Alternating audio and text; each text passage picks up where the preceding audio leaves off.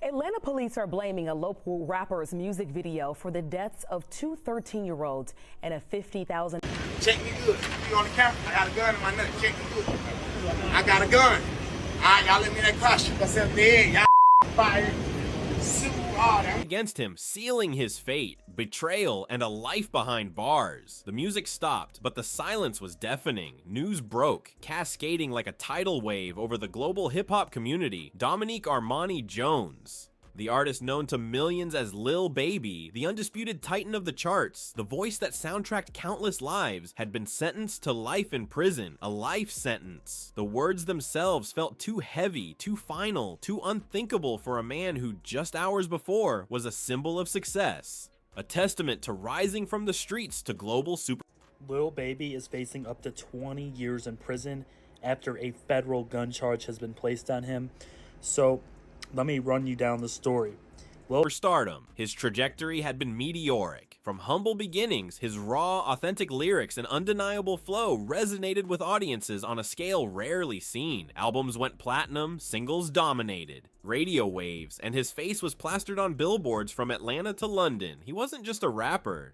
He was a cultural force, the undisputed leader of a new wave, the standard bearer for a generation of artists. He built an empire around his 4PF collective, a label, a brand, a movement that symbolized loyalty and success. But lurking beneath the glittering surface of fame and Tonight, 11 Alive has confirmed rapper Lil Baby is named in arrest warrants in the shooting deaths of 13-year-olds Lamont Freeman and Jacody Davis. The shooting happened last summer in the Oakland City West End apartments on Peoples Street. Fortune was the shadow of a sprawling RICO investigation, an acronym that has become synonymous with complex, often devastating legal battles targeting organizations allegedly involved in criminal activity. The focus of the prosecution was sharp, drawing a damning line between the 4PF collective and alleged retaliatory violence. At the heart of the case lay a tragedy that haunted the proceedings.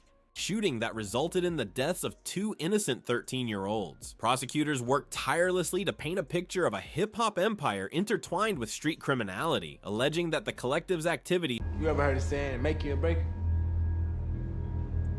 Like, it's either gonna make you or break you. And meaning like make you into something or break you down. In prison, you spend a lot of time alone.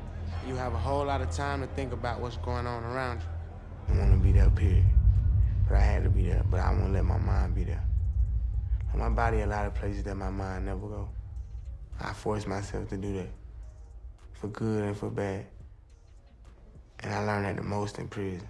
These weren't just about music and business, but about enforcing territory and responding to perceived slights with violence. The deaths of those two young lives became the emotional cornerstone of the prosecution's argument, emphasizing the devastating human cost tied to the alleged actions of the collective. It transformed the case from a dry legal proceeding into a heart-wrenching narrative of loss and consequence, a narrative that would ultimately prove devastating. For the man at the top, early whispers and rumors about federal interest in the 4PF collective had circulated for months, dismissed by some as typical— Check me good. You on the camera? I got a gun in my nut. Check me good. I got a gun. All right, y'all let me that car shoot myself in the head. Y'all fire. Rap drama or law enforcement overreach, but those whispers gradually solidified, hardening into formal indictments that sent shockwaves through the industry. The transition from speculation to concrete charges was the result of intense, prolonged surveillance. Months turned into years of watching, listening, and collecting evidence. Wiretaps reportedly captured countless conversations, allegedly revealing the inner workings of the collective's activities. Evidence culled from phones, social media, and other online platforms reportedly provided further pieces of the puzzle, painting a detailed picture of— What are your thoughts about this? Personally, I think it's bullshit. I'm gonna be honest with you. I predict if they go through with this, that this is gonna end similar to the Thug situation. From what I've gathered out of the situation, they're alleging that Lil Baby shot a music video in a rival gang's neighborhood. out of retaliation of that rival gang then decided to go do a alleged coordination and command structures. Allegations emerged that Lil Baby himself, the chart topper, was not merely a figurehead, but a key player in directing activities, allegedly orchestrating retaliatory actions using coded language, the very slang that permeated his music and the streets he came from. This elevated the seriousness of his case dramatically, transforming him from a potential associate into an alleged central figure responsible for directing violence. The indictment wasn't just targeting the collective, it was targeting its leader, aiming to hold him personally accountable for the most. Says they're trying to say that Lil Baby is going to get indicted. We all know how that goes in Atlanta. Those prosecutors can't get out of their own way. Another clown show if that happens. Shout out to Brad, man. We talk often in the DMs, and he's coming out to do an interview with me in LA soon, probably next week or so. But Brad is sitting back like a lot of us, just observing what's going on. He sees the Atlanta police chief tells Lil Baby, and I tell you that this team will work relentlessly to hold you and the persons that you are affiliated with responsible for those actions. We're gonna hold you and your associates accountable because Lil Baby filming a music video in the hood of a rival, and the music video got shot up. So Baby and them responded back by shooting and killing one of the rivals. And then the rivals responded back by shooting and killing two 13-year-olds. Atlanta PD is blaming Lil Baby for that, claiming that Lil Baby is responsible because he filmed a music video in Goodfellas territory. And then we sit back and we watch heinous alleged acts linked to the group, and then came the moment that shattered the narrative, a twist so stunning, so devastating that it arguably sealed Lil Baby's fate and sent a fissure through the very concept of loyalty in hip-hop. The courtroom doors opened for an unexpected witness, a figure instantly recognizable, a friend, an occasional collaborator, another titan of the rap world, Lil Durk, who himself had been facing his own recent legal challenges, reportedly tied to a separate indictment, stepped forward. The air in the courtroom grew thick with disbelief. Why was Durk here? What? PD's gang unit allegedly says that his office is preparing for a 4PF RICO case. He also allegedly says he expects Lil Babies and others to be indicted and charged in the near future. Sean Hoover, who manages the Georgia Public Defender's Council's specialized unit on gang cases, says his office is actively preparing for a racketeering indictment on the 4PF and OMF cases, and that he expects Lil Baby to be indicted with others. So, but if this is all they have right here, I was just watching a video of lawyers. Could he possibly say? The whispers turned into stunned silence as, according to reports from the proceedings, Lil Durk began to testify. The motive, though not explicitly stated in the courtroom, was widely speculated to be tied to his own legal jeopardy, facing his own serious charges. The pressure to cooperate with prosecutors for potential leniency must have been immense. It was a Sophie's choice played out on the world stage. A friend allegedly sacrificing an ally to save himself from a similar fate. And what Durk allegedly testified to sent a cold shock through everyone present. He didn't just offer corroboration on minor points. Is Lil Baby cowardless actions that led to these two 13-year-old kids losing their lives. Lamont Freeman was allowed to be a 13-year-old for 27 minutes before gang violence ultimately took his life. Gang violence that was orchestrated by adults in our city, and cowardly acts.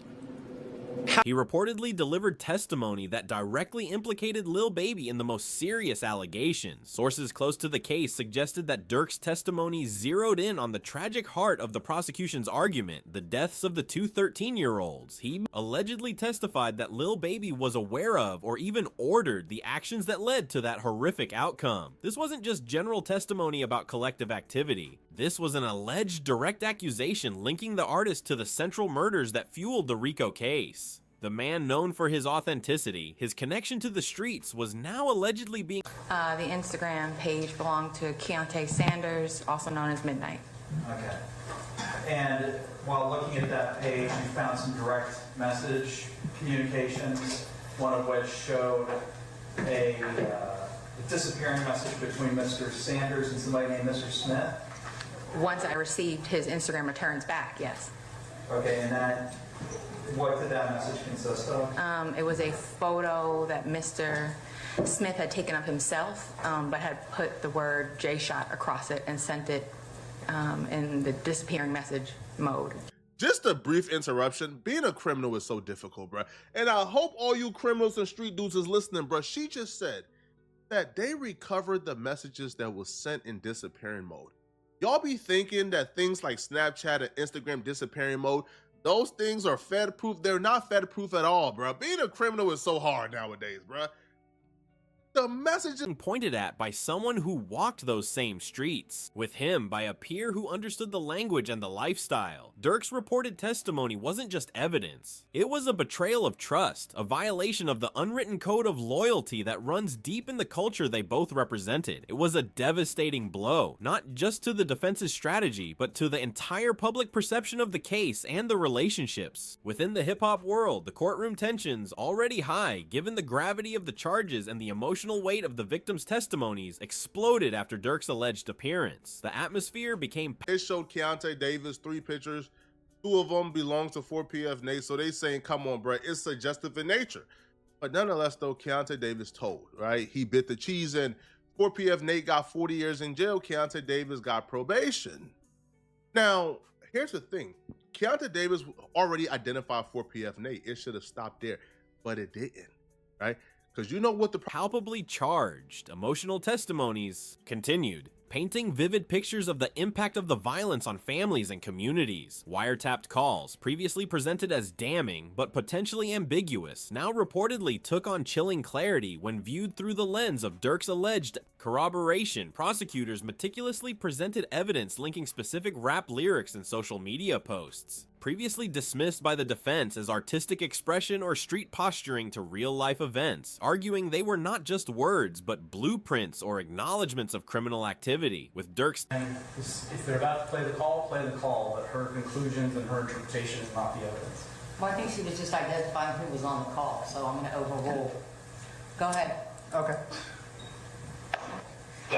Oh, what's up, huh? Oh, what's going on? Man, them folks, like, come on, bro, you know what's finna go on. Like, how the hell you can, you know what I'm saying? They ain't even like that, man. Them folks got tickets on a lot of these folks, I'm telling you. We just heard somebody say these folks got tickets on these people. We know what's going on. First of all, who was that said that about the tickets? Unc, the unidentified male that was being referred to as Unc. And he's speaking with Mr. Sanders. Correct. And what, in your experience, do you know what tickets are? A price on somebody's head. What do you mean by, what do you mean on somebody's head? What is that? Like a bounty. Okay. To have them arrested? Harmed or killed. And who were they referring to in that portion of the call? They were saying that they had heard that Dominique Jones testimony allegedly providing a frameworker. Confirmation. This evidence became even more potent, weaving a tight net around the defendant. Lil Baby himself, throughout the grueling trial, reportedly maintained a demeanor that shifted between defiant and somber as the verdict was read and the life sentence pronounced. Sources inside the courtroom described a moment of profound stillness before the raw emotion surfaced. He reportedly expressed deep regret, his voice thick with heartbreak, not just for his situation, but for everyone affected by the violence. His final public words in the courtroom were reported had tickets on a lot of people's heads. Dominique Jones wanted to have people harmed. Correct. All right, moving on. To me, this is nonsense and BS, bruh. Ops being paranoid because they are out here harming people who are close to me, being paranoid that me, the bagman, me, the rich rapper, may have some money on their heads because they're doing foul things. That's y'all proof that I'm involved in this gang war? That's y'all proof that I should be brought in for a RICO? I think it's insane, bruh, right? Now, listen, bruh. At this point, bro, we gotta stop using like Varito the Vixen as a gang expert or as anybody credible, bro. Like, have y'all forgotten like the YSL trial when even the judge got frustrated at Varito because Varito was on that stand, bro, spewing nonsense, dodging questions, being uncredible? Mr. Shart asked you an emotional farewell to his family, his fans, and the life he knew. A poignant, heartbreaking moment that underscored the absolute finality of the sentence. They took my freedom, yeah, A fictionalized but emotionally resonant quote from Baby might capture his feelings, reflecting on the outcome and the alleged betrayal. But they can't take the music from my soul. They can't take the love from the people who stayed down. This ain't how I saw things ending. Not like this. Not with everything that happened, but I gotta own my part, and I gotta find peace where I am. Gotta figure out how we